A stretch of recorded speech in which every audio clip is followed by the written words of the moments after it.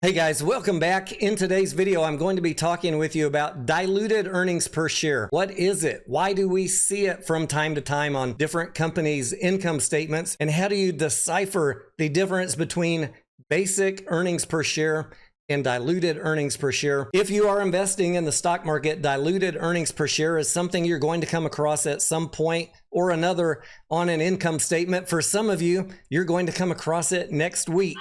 So without further ado, let's get right into the information.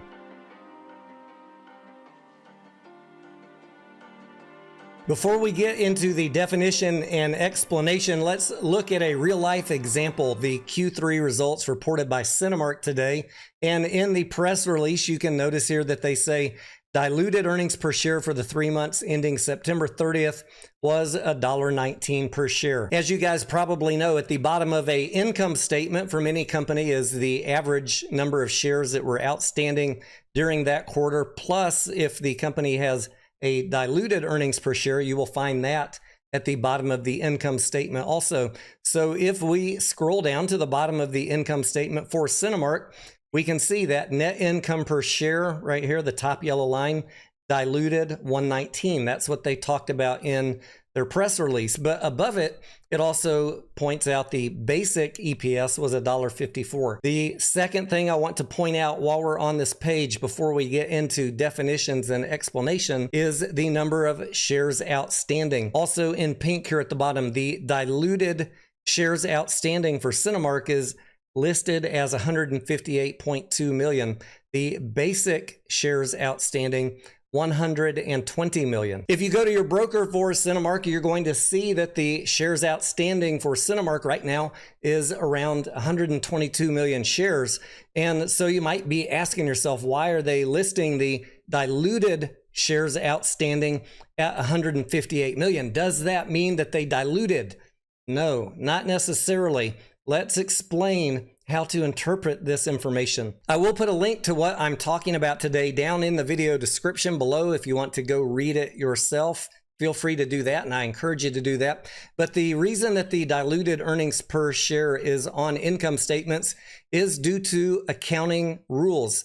And the FASB, the Financial Accounting Standards Board, has something called the ASC, or the Accounting Standards Codification.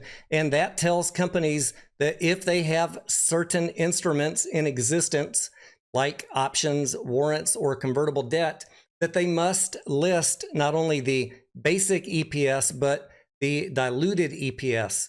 Not only the actual number of shares outstanding, but the potential number of shares outstanding if all of those instruments were exercised and those shares eventually become part of the float. That does not mean that dilution happened. It means that it is potential dilution, and that information must be conveyed to shareholders on the income statement. The FASB wants companies to tell you not only the shares outstanding and the EPS based on that, the basic EPS, but they want you to know the potential shares outstanding based on instruments which are in existence. As it says here in green, this definition encompasses options, warrants, convertible securities, and contingent stock agreements. Potential common stock, as it says in yellow, is a security or other contract that may entitle the holder to obtain common stock during the reporting period or after the end of the reporting period. When we dive into the 10Q for Cinemark, the debt table shows us that they have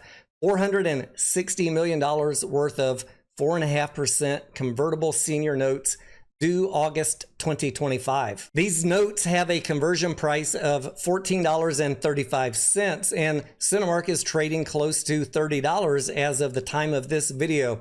Although we don't expect that the debt holders will convert the notes until very close to August 2025, the fact that these notes exists forces Cinemark to list not only the basic EPS, but the diluted EPS, not only the basic number of shares outstanding, but the diluted number of shares outstanding to reflect this potential dilution if these notes are converted in the future. There are going to be people that see these two numbers and jump to the conclusion that the company fully diluted, but The way to double check that, guys, is go to the balance sheet down in the equity section and look and see what the company is reporting to you is the actual shares outstanding at the end of that quarter. It will always tell you right here. And for Cinemark, we can see that the shares outstanding as of September 30th, 2024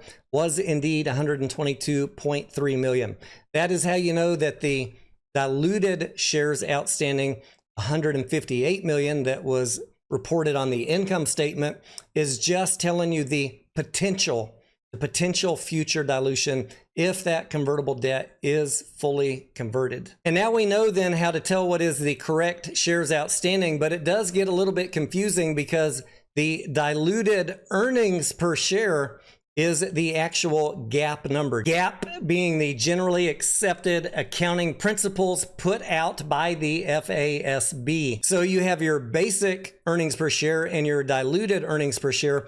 The one that is going to be reported by the company or media outlets or most website consolidators that report company financial information, you're going to see that diluted earnings per share number. In the case of Cinemark, $1.19 instead of $1.54. And while I know for many retail investors, your natural tendency is going to be to try and focus on the best number, the biggest number, the basic EPS. That is not how the market or analysts are going to look at earnings per share. They're going to go with the more conservative number, which is diluted earnings per share, which is why companies typically report the diluted earnings per share as we saw there on the Cinemark press release. Leave a comment down below if you can guess which company I'm thinking about. You're going to find out next week is going to start reporting diluted earnings per share. Also, if you want to learn more, I have put the links to all of the information covered in today's video down in the video description. Feel free to read through that. And as always, if you have questions, drop them for me down below. Thank you for watching all the way through. I am Tony Denaro, and I will see ya on the next video.